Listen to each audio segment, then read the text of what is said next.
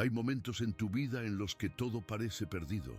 Momentos en que una fuerza que parece más grande que tú amenaza con derrumbar todo aquello que amas. Ahora, imagina ese sentimiento a la escala de una nación entera. Imagina el corazón de un pueblo, un tesoro tan valioso y sagrado que brillaba como un sol en la tierra, arrancado de su pecho y convertido en cenizas. Seguramente tú también has enfrentado batallas que parecían imposibles. Has visto cómo la soberbia y el poder del mundo intentan apagar tu luz y la fe que arde en tu corazón. Pero lo que estás a punto de descubrir no es solo la historia de un templo de oro y un rey que se creía un dios en la tierra. No, esta es la historia de cómo, a veces, Dios permite la destrucción para revelar un plan mucho más grande. Es la prueba definitiva de que, incluso en medio de la humillación y el fuego, su mano está tejiendo una victoria silenciosa que nadie puede ver. Si tú también crees que no hay poder en este mundo más grande que el de Dios, si sabes en tu alma que Él puede transformar la peor de las tragedias en la más grande de las bendiciones, entonces este mensaje ha sido preparado para ti. Y necesito que hagas algo ahora mismo. Deja un amén en los comentarios para que tu fe se una a la de miles de almas y fortalezca esta comunidad de luz. Dale un me gusta a este video como una señal de que eliges la esperanza por encima del miedo. Y sobre todo, suscríbete y quédate conmigo hasta el final, porque lo que vas a presenciar no solo te dejará sin palabras, te recordará a quien tiene siempre el control de todo. Hay silencios en la historia que pesan más que los imperios. Hay ausencias que gritan con más fuerza que un ejército. Lo que van a escuchar no es solo el relato de una guerra, ni la crónica de un tesoro perdido. Es la historia de un eco, el eco de la voz de Dios que un día habitó visiblemente entre los hombres y que luego eligió el silencio. Es la historia del día en que el cielo pareció abandonar la tierra. Imaginen por un instante no un edificio, sino una oración hecha piedra y oro, un lugar donde la frontera entre lo mortal y lo divino era tan delgada como el velo del santuario. El templo de Salomón no era simplemente una obra maestra arquitectónica. Era el corazón palpitante de un pueblo, la materialización de una promesa sagrada. 7 años, nos dice la Escritura, tardó Salomón en levantar este sueño. 7 años de fe, de esfuerzo sobrehumano y de una opulencia que desafiaba la imaginación de los reyes más poderosos. Cierren los ojos y viajen conmigo. Vuelen sobre la antigua Jerusalén. Desde la distancia, antes de ver la ciudad, verían un destello insoportable, un sol en la tierra. Eran las paredes exteriores del templo, recubiertas de tal manera que, al amanecer, parecían arder con una llama blanca y pura, obligando a los viajeros a desviar la mirada como si contemplaran un milagro. Era una brutal declaración de poder, no solo del rey de Judá, sino del Rey del universo. Las Sagradas Escrituras nos dan sus medidas: 27 metros de largo, 9 de ancho, 13,5 de alto. Pero estos números son fríos, son huesos sin alma. No pueden transmitir el sobrecogimiento, el temor reverencial que se apoderaba de quien cruzaba sus puertas. Adentro no había piedra visible. Cada centímetro, cada rincón de las paredes interiores estaba revestido de oro. No pan de oro, no una fina lámina para engañar al ojo.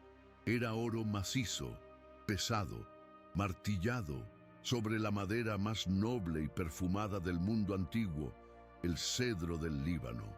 El aire mismo dentro del templo parecía denso, cargado con el peso de la gloria y el aroma sagrado de la madera preciosa y el incienso perpetuo. En la penumbra sagrada, en el lugar conocido como el Santo de los Santos, el silencio era absoluto. Allí, oculta a toda mirada humana salvo la del sumo sacerdote una vez al año, reposaba el Arca de la Alianza. hecha de madera incorruptible de acacia, bañada por dentro y por fuera en el oro más puro. No era un objeto, era un trono, el trono vacío del Dios invisible. Sobre ella, dos querubines imponentes de oro macizo, cada uno de una altura de más de 4 metros, extendían sus alas en un gesto de eterna protección y adoración, sus rostros vueltos hacia el propiciatorio, el lugar de la misericordia. El oro contenido solo en estas dos figuras sería hoy incalculable, pero su valor espiritual era infinito. Eran los guardianes del misterio más grande de Israel. Pero la opulencia no terminaba ahí. El templo era un tesoro viviente, un altar de incienso completamente de oro, 10 candelabros de oro macizo, cuyas llamas danzantes eran el único testimonio de luz en la penumbra. 100 copas de oro, innumerables vasijas, cuchillos y recipientes, cada uno dedicado al servicio divino, cada uno una obra de arte irrepetible. Afuera, en el atrio, una de las maravillas de la ingeniería de la antigüedad, el mar de bronce. Una colosal pila circular de bronce pulido con ninjas, capacidad para más de 40.000 litros de agua, sostenida sobre el lomo de 12 bueyes de bronce fundido, cada uno mirando hacia un punto cardinal, como si llevaran sobre sí el peso de la creación. Y en la entrada, 2 columnas monumentales, Jaquim y Boaz, de más de 8 metros de altura, fundidas en bronce, coronadas con capiteles de una complejidad asombrosa. No sostenían nada, eran un símbolo. Él establecerá, y en él hay fortaleza. Eran la primera y la última palabra para todo aquel que se acercaba a la morada de Dios. La fama de este lugar trascendió desiertos y mares. La reina de Sabá, una mujer de poder y sabiduría, viajó durante meses, más de 1000 kilómetros a través de tierras hostiles, no por un rumor, sino para confirmar una leyenda. Y al llegar, al contemplar la sabiduría de Salomón y la casa que había edificado para su Dios, la Escritura dice que se quedó sin aliento. Lo que sus ojos veían superaba cualquier relato. Para los hijos de Israel, este templo era mucho más que oro y bronce. Era el ancla de su existencia. Era la certeza tangible de la presencia de Dios en la tierra. El lugar donde el cielo y el mundo se tocaban. Durante 400 años, ese templo se erigió como un centinela invencible. Los imperios vecinos, Asiria, Egipto, lo miraban con una mezcla de codicia y temor. Atacar Jerusalén, profanar esa montaña sagrada, no era simplemente un acto de guerra contra un reino terrenal. Era un desafío directo al Dios de Israel.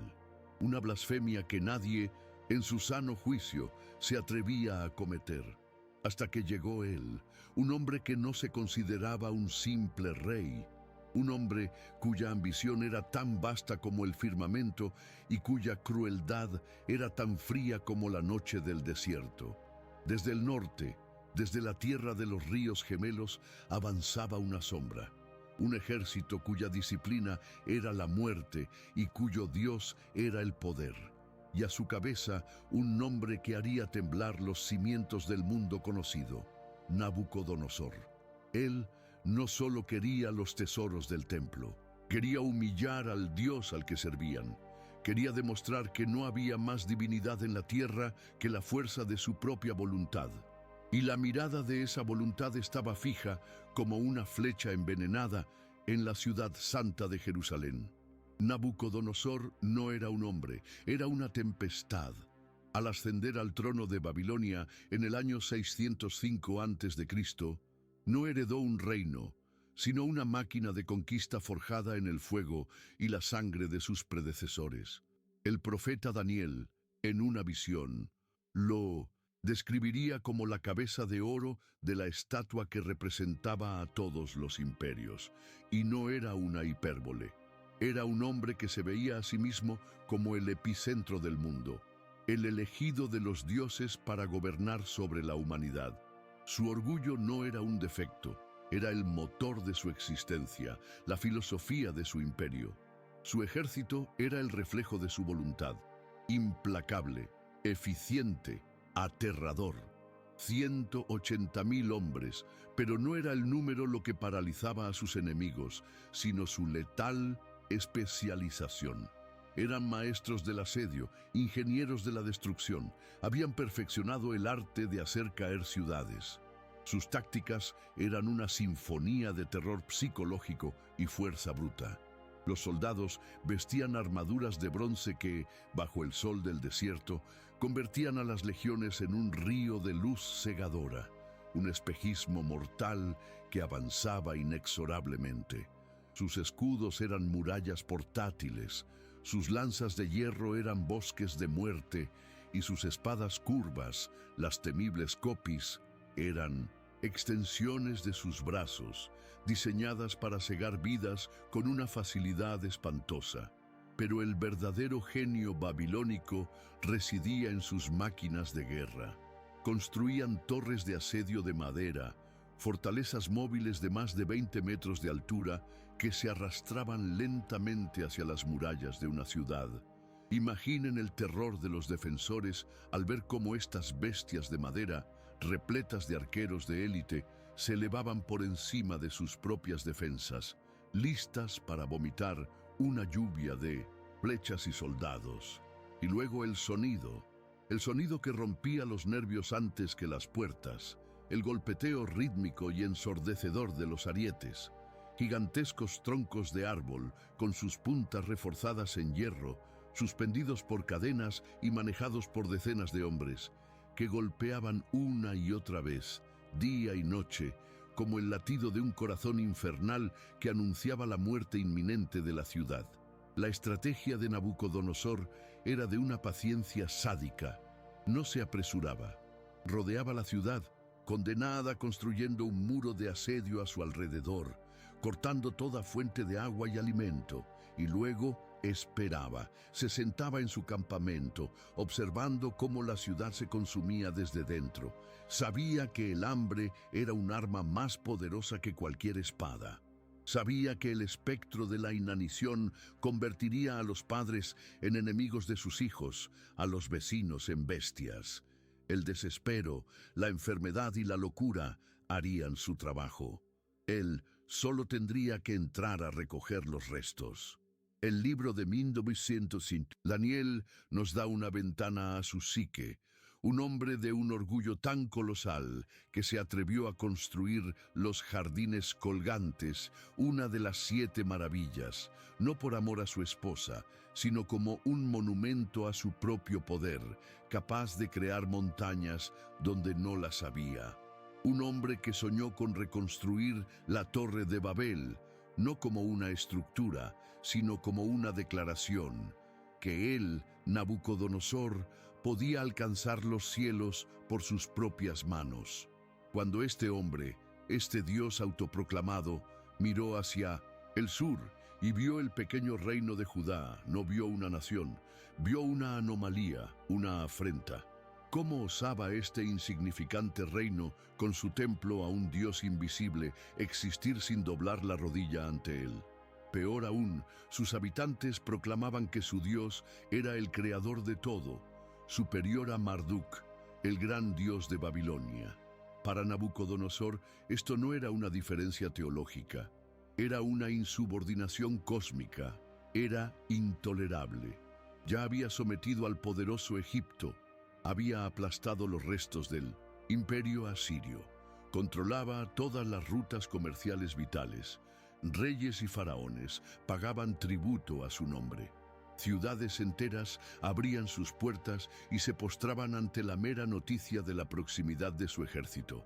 Pero Jerusalén era distinta. Tenía una reputación de invencibilidad, una fe arrogante en la protección de su Dios. Durante siglos, esa fe los había salvado. Sus murallas parecían bendecidas, su pueblo inquebrantable. Y era precisamente ese desafío, esa fe inquebrantable, lo que encendía la llama de la obsesión en los ojos de Nabucodonosor. En el año 605 a.C., sus espías le trajeron informes detallados. Le hablaron del oro del templo, de los tesoros sagrados, de la confianza casi suicida del pueblo en su Dios. Y cuanto más escuchaba, más crecía en él no solo la codicia, sino un deseo oscuro de profanación. Quería demostrarle a ese Dios invisible y a su pueblo elegido quién era el verdadero Señor de la tierra. Lo que Nabucodonosor no sabía en su soberbia era que su ambición era una herramienta en manos de una voluntad infinitamente superior. El profeta Jeremías lo había anunciado. Dios mismo usaría a este rey pagano como su siervo, como el martillo de su juicio contra un pueblo que había abandonado su alianza. Nabucodonosor creía marchar por su propia gloria, por su insaciable sed de poder, pero en verdad marchaba al ritmo de una profecía divina que él no podía comprender. Su primera visita a Jerusalén no sería la última. Sería el prólogo de una guerra larga y terrible, un drama sagrado que duraría casi 2 décadas y culminaría en un bautismo de fuego que cambiaría la historia de la salvación para siempre. 3 años. 3 años de humillación fueron el crisol donde la paciencia del rey Jehoiakim se convirtió en cenizas. Cada caravana que partía de Jerusalén hacia Babilonia, cargada con el tributo exigido, era una daga que se retorcía en el corazón de su orgullo. Veía el oro que debía adornar la casa de Dios ser enviado para engrosar las arcas de un rey pagano. Veía a los jóvenes más brillantes de Judá, príncipes y sabios como Daniel y sus compañeros, ser deportados para servir en la corte de su enemigo. Cada día era un recordatorio de su vasallaje, una espina en su corona. El libro Segundo de los Reyes lo registra con una simplicidad escalofriante. Jehoiakim le sirvió durante 3 años, pero luego cambió de parecer y se rebeló contra él. Detrás de esta frase se esconde una decisión fatal, la sentencia de Mindumesento, muerte de una nación. Jehoiakim no actuó a ciegas. Se apoyó en una promesa vacía, en el canto de sirena que llegaba desde el sur, desde el delta del Nilo. Mensajeros secretos del faraón de Egipto le susurraron al oído palabras de aliento. Le prometieron carros, soldados, una alianza militar. Nabucodonosor está distraído, le aseguraban, combatiendo rebeliones en las fronteras del norte. Ahora es el momento. Rompan las cadenas. El rey convocó a su consejo en la oscuridad de la noche. La sala del trono, normalmente un lugar de majestad, se convirtió en un nido de susurros y debates febriles. Algunos consejeros, los más ancianos y prudentes, le advirtieron con voz temblorosa. Desafiar a Babilonia no era un riesgo, era un suicidio. Recordaron la furia del imperio, la suerte de otras ciudades que se habían atrevido a desafiarlo. Pero otras voces, más jóvenes y ardientes, hablaron de honor, de la gloria perdida de David y Salomón. Argumentaron que vivir de rodillas no era vivir, que la soberanía de Judá, la nación elegida, valía cualquier sacrificio. En medio de este torbellino político, una voz se alzó, no desde el trono ni desde el consejo, sino desde el polvo de la calle. Era Jeremías, el profeta, un hombre con el rostro curtido por el sol y los ojos cargados con el peso de la palabra de Dios. Irrumpió ante el rey sin ser llamado y con una autoridad que no provenía de ningún poder terrenal, le suplicó. Le rogó que no cometiera esa locura. Sus palabras, registradas para siempre, son un eco de la última oportunidad divina. La nación que no se someta al yugo de Nabucodonosor, rey de Babilonia, dijo el Señor a través de él, a esa nación la castigaré con la espada, el hambre y la peste, hasta que la haya entregado en sus manos. Pero el corazón de Jehoiakim estaba endurecido. Ignoró la advertencia del profeta, prefiriendo las promesas de los hombres a la palabra de Dios. La rebelión comenzó con un acto simbólico de desafío. Ordenó que los estandartes babilónicos fueran arrancados de todos los edificios públicos de Jerusalén y quemados en la plaza. Cuando los siguientes recaudadores de impuestos llegaron a las puertas de la ciudad, no fueron recibidos con oro, sino con lanzas. Fueron expulsados, humillados, con un mensaje claro para su amo. La noticia voló a través del desierto y encontró a Nabucodonosor en medio de una campaña militar en el norte. Las crónicas apócrifas dicen que al oír la noticia, una furia silenciosa y terrible se apoderó de él, que tomó una lanza de madera de un guardia y la partió en dos con sus propias manos. Ese perro de Judá se atreve a morder la mano que le permite vivir. Habría rugido a sus generales: juro por Marduk que convertiré su ciudad en un montón de escombros y su templo en una pira funeraria. Sin embargo, la distancia y la guerra en curso le impedían una represalia inmediata, así que, con una astucia cruel, desató una guerra de poder. Envió órdenes a todas las tribus vasallas que rodeaban a Judá: los sirios, los moabitas, los amonitas. El segundo libro de los Reyes lo describe como la primera fase de la venganza divina. El Señor envió contra Jehoiakim bandas de caldeos, sirios, moabitas y amonitas. Las envió contra Judá para destruirla, conforme a la palabra que el Señor había anunciado por medio de sus siervos, los profetas. De repente, Judá se encontró aislada, acosada por todos sus vecinos. Las caravanas comerciales eran asaltadas en los caminos. Las aldeas fronterizas eran saqueadas durante la noche. Los campos eran incendiados justo antes de la cosecha. Era una guerra de desgaste, un terror psicológico diseñado para desangrar al reino, para recordarle cada día el terrible error que había cometido. Jehoiakim, desde las murallas de Jerusalén, vio cómo su reino se desmoronaba. El prometido apoyo egipcio nunca llegó. El faraón, al saber de la ira de Nabucodonosor, retiró sus promesas. Jerusalén estaba sola. En el año 598 a.C., con el norte pacificado, Nabucodonosor finalmente giró su maquinaria de guerra hacia el sur. La marcha final hacia Jerusalén había comenzado. Esta vez no venía a recaudar tributos. Venía a impartir una lección escrita con fuego y sangre. Jehoiakim nunca vio el final de su desastrosa decisión. Murió antes de que el ejército babilónico llegara a las puertas. Algunos historiadores sugieren que fue asesinado por sus propios nobles, en un intento desesperado por aplacar la ira del rey que se acercaba. El profeta Jeremías había vaticinado su ignominioso final. Tendrá un entierro de asno, arrastrado y arrojado fuera de las puertas de Jerusalén. Su hijo, Joaquín, un joven de apenas 18 años, heredó un trono que ardía, un reino sentenciado y un enemigo implacable acampado en el horizonte, listo para iniciar un asedio que sería el primer acto de la larga y agonizante caída de Jerusalén. Desde lo alto de las murallas de David, el joven rey Joaquín contempló una visión del infierno. El horizonte, que debería estar salpicado de colinas y olivares, había desaparecido. En su lugar se extendía un mar de tiendas de campaña, un océano de cuero y tela oscura, del que brotaban miles de fogatas como estrellas malignas. Era enero del año 597 a.C. La tempestad babilónica con Nabucodonosor a la cabeza había llegado. El segundo libro de los Reyes marca el inicio de la pesadilla con precisión cronológica.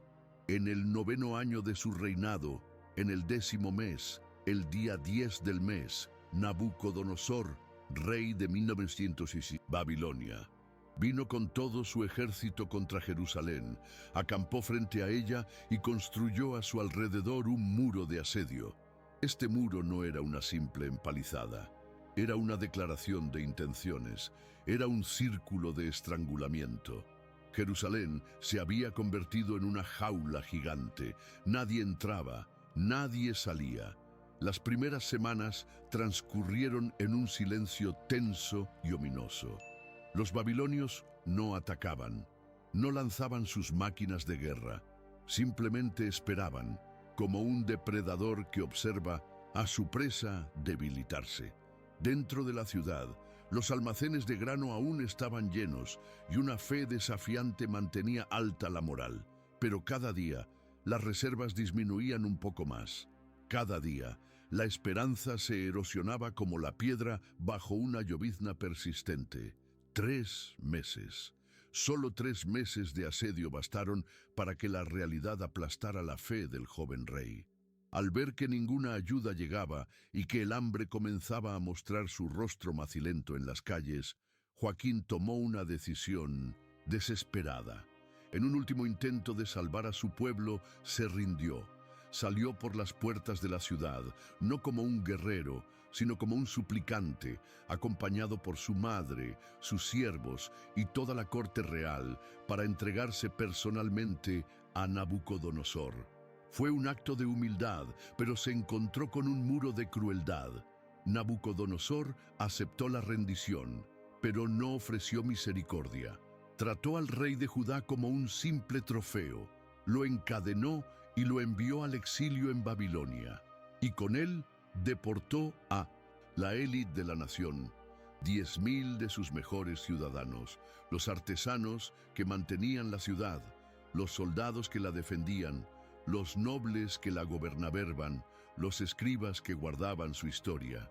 Fue una decapitación social. La escritura lo resume con una frase desoladora: no quedó nadie excepto la gente más pobre de la tierra.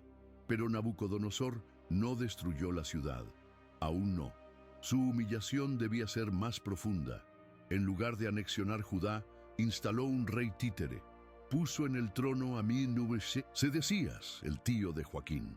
Fue una elección deliberada y perversa, un hombre conocido por su carácter débil e influenciable, alguien que gobernaría sobre las cenizas de un reino decapitado, recordando cada día a quien le debía su corona. Sedecías, temblando ante el conquistador, juró lealtad eterna a Babilonia. Hizo un juramento solemne invocando el nombre del Dios de Israel, de que siempre sería un vasallo fiel. Y durante 8 años cumplió su palabra. 8 años de una paz tensa y frágil. 8 años en los que Judá, empobrecida y humillada, pagó su tributo puntualmente. Pero la memoria de la gloria es una semilla difícil de matar, y las promesas de los hombres son a menudo arena en el viento. De nuevo, como había ocurrido con su sobrino, consejeros nacionalistas comenzaron a susurrar en el oído de Sedecías.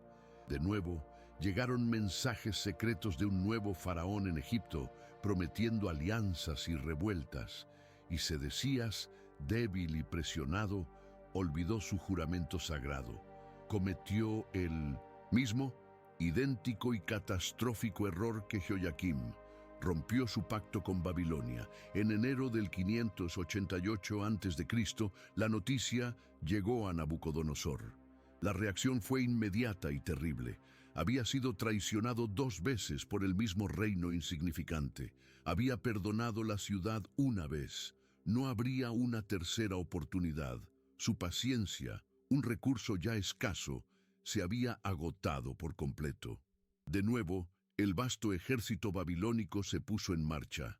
De nuevo, las tiendas de campaña cubrieron las colinas que rodeaban Jerusalén.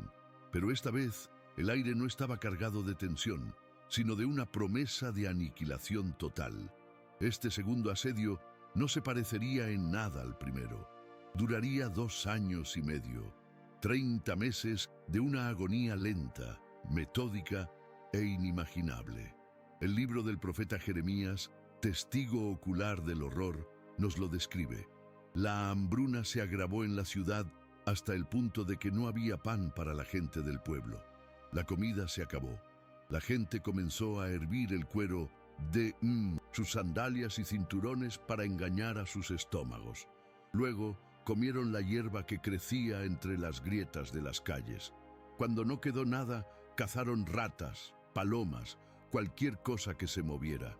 El libro de las Lamentaciones Un grito de dolor congelado en el tiempo registra el punto más bajo de la depravación humana.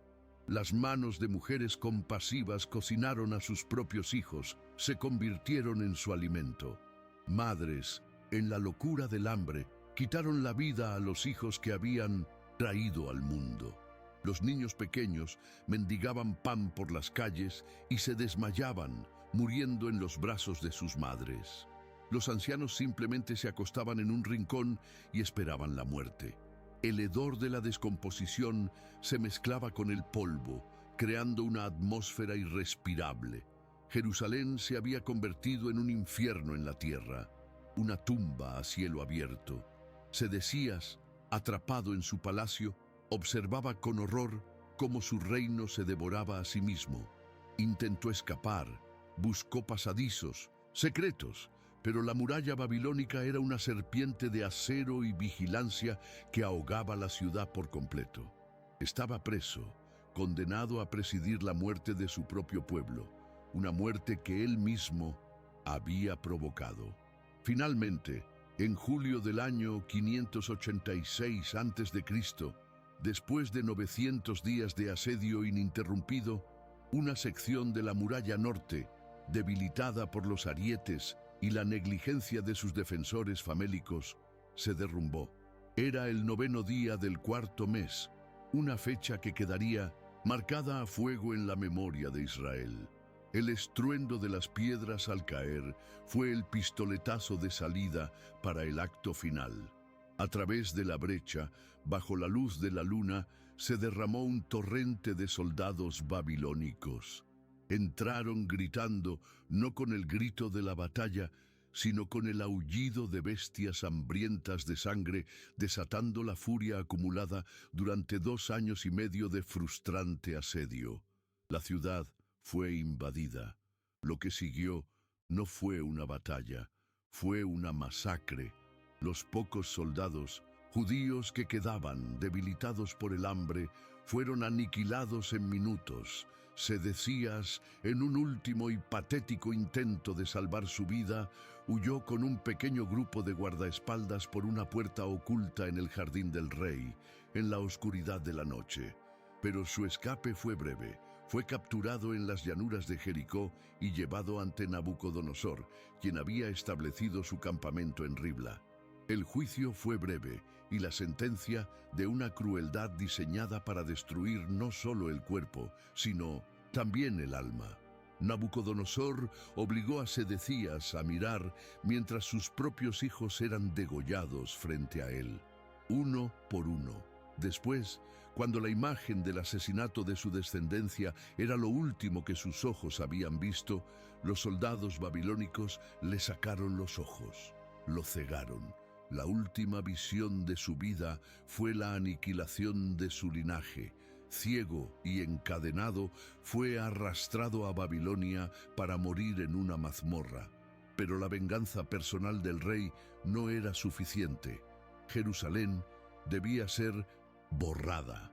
Un mes después de la caída de la ciudad, llegó a Jerusalén el ejecutor. Su nombre era Nebuzaradán, capitán de la guardia de Nabucodonosor.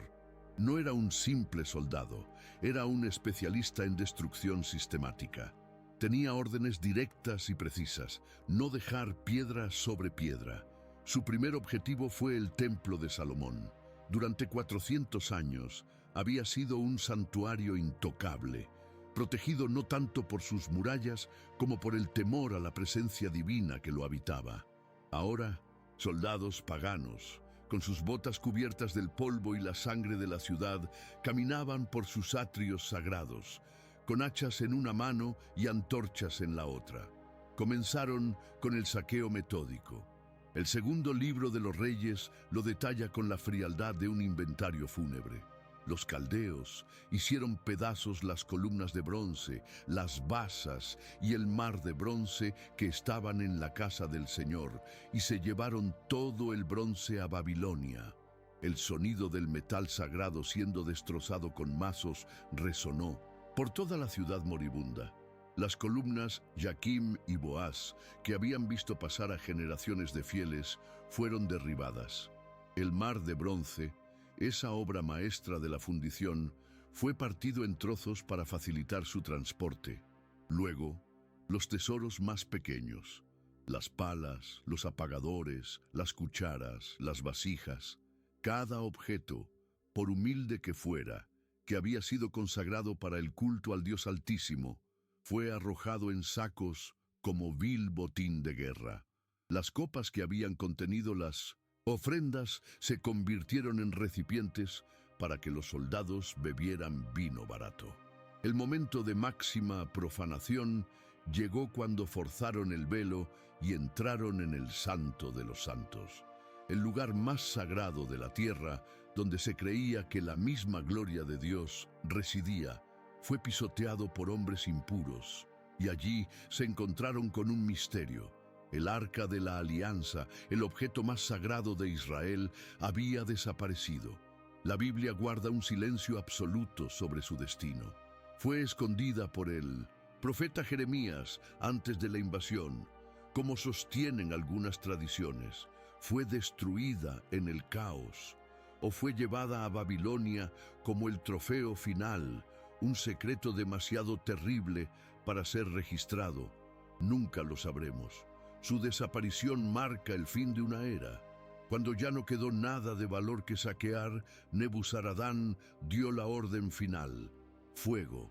Quemó la casa del Señor, el palacio del rey y todas las casas de Jerusalén. Prendió fuego a todo edificio importante. La madera de cedro del Líbano, importada con un coste astronómico, ardió como yesca.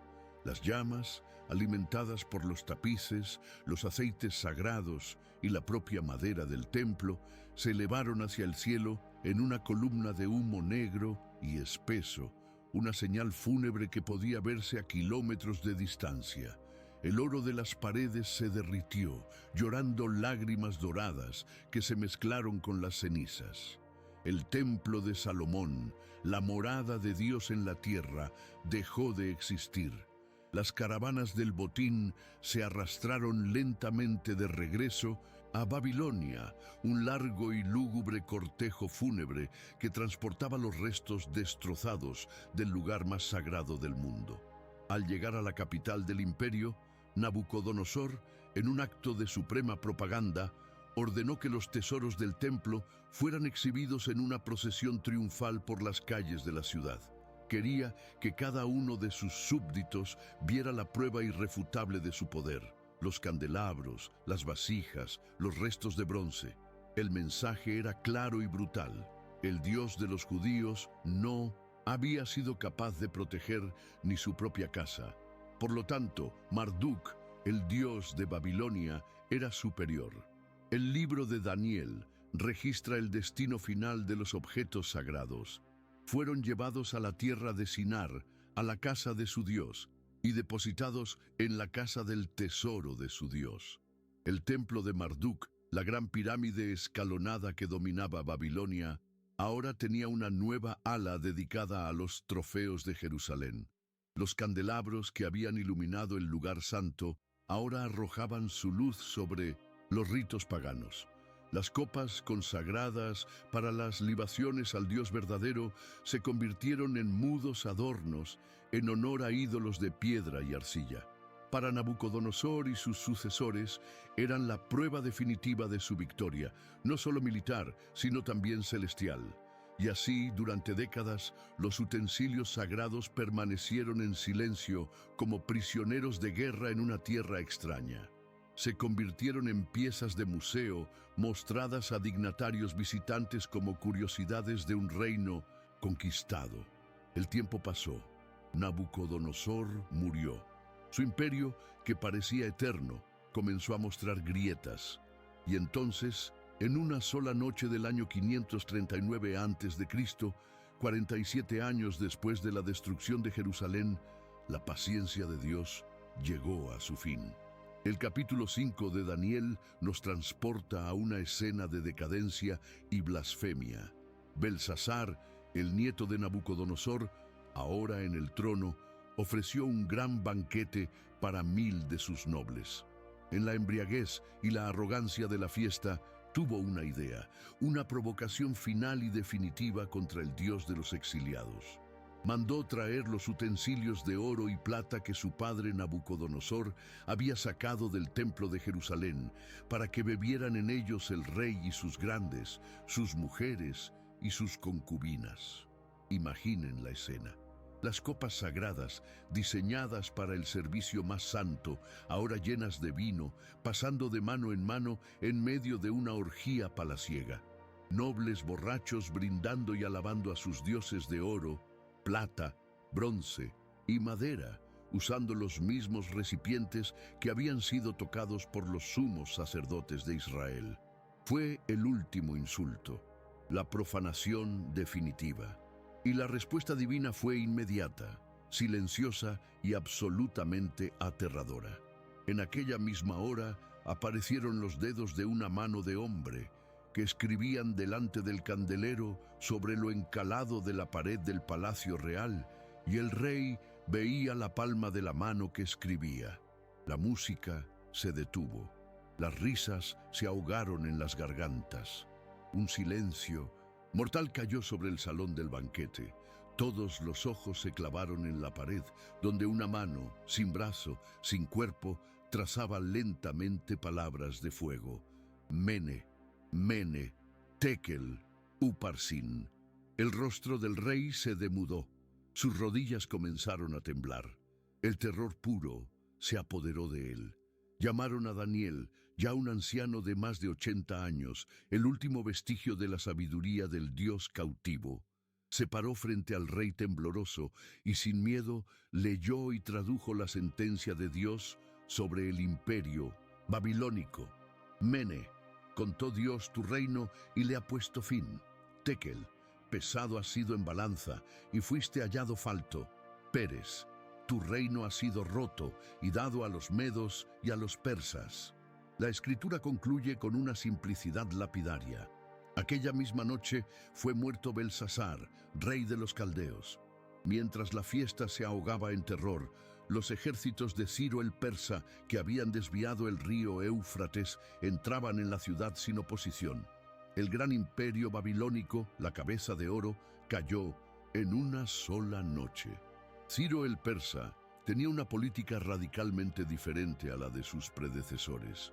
Creía que la lealtad de los pueblos conquistados se ganaba no a través de la opresión, sino de la tolerancia. Y en el primer año de su reinado hizo una proclamación que cambiaría la historia. El libro de Esdras lo registra como el amanecer después de una larga noche. Ciro no solo permitió que los judíos regresaran a su tierra para reconstruir su templo, sino que ordenó que los tesoros sagrados les fueran devueltos. También el rey Ciro sacó los utensilios de la casa del Señor, que Nabucodonosor había traído de Jerusalén, y se los entregó por cuenta a Sesbasar, príncipe de Judá. Después de 70 años exactos de exilio, tal como lo había profetizado Jeremías, los tesoros sagrados emprendieron el camino a casa. El oro y la plata que habían sido testigos de la destrucción, ahora eran testigos de la restauración. El segundo templo fue reconstruido. Los utensilios fueron purificados y devueltos a su lugar santo. El culto al Señor fue restaurado en Jerusalén. Nabucodonosor pensó que había derrotado al Dios de Israel. En su soberbia, creyó haber extinguido su luz para siempre. Pero en la economía divina, él no fue más que un instrumento, un martillo en la mano de Dios, usado para disciplinar y purificar a su pueblo. Al final, el imperio que se atrevió a desafiar al cielo fue reducido a polvo y memoria, mientras que el pueblo del pacto, humillado y quebrantado, fue levantado de más las cenizas. La historia de los tesoros del templo no es una historia de oro y plata, es la historia de un Dios que incluso en el juicio más terrible nunca abandona su promesa, y que, en el silencio más profundo de la desolación, ya está tejiendo el hilo dorado de la redención. Y así, la historia de Nabucodonosor y el templo de Salomón llega a su fin. Pero el eco de sus llamas resuena hasta nuestros días. Quizás la lección más profunda no está en el oro que fue saqueado, ni en los muros que cayeron. Tal vez el verdadero mensaje está en lo que no pudieron destruir, la fe de un pueblo y la promesa de un nuevo comienzo. Todos nosotros, en nuestras vidas, construimos nuestros propios templos, templos de sueños, de familia, de logros.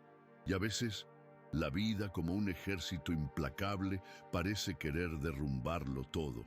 Pero esta historia nos recuerda algo poderoso. Nos recuerda que lo material es pasajero, que los imperios de los hombres, con toda su soberbia, al final se convierten en polvo, pero aquello que es eterno, la fe, la esperanza y la capacidad de levantarse de las cenizas, eso nadie nos lo puede arrebatar. Me encantaría saber qué te llevas de este viaje. ¿Qué pensamiento o sentimiento te dejó esta historia? Compártelo conmigo en los comentarios. Me gusta mucho leerlos, porque cada opinión construye esta comunidad. Si este relato te impactó o te hizo reflexionar, tu me gusta es la mejor señal para saber que vamos por el camino correcto. Y si quieres seguir descubriendo más historias que nos enseñan y nos conectan con algo más grande, te invito a suscribirte. No solo apoyas este espacio, sino que te unes a una familia que busca la luz, incluso en las crónicas más oscuras. Gracias por quedarte hasta aquí. Recuerda siempre, a veces es necesario que un templo caiga para darnos cuenta de que la verdadera fortaleza siempre ha estado dentro de nosotros.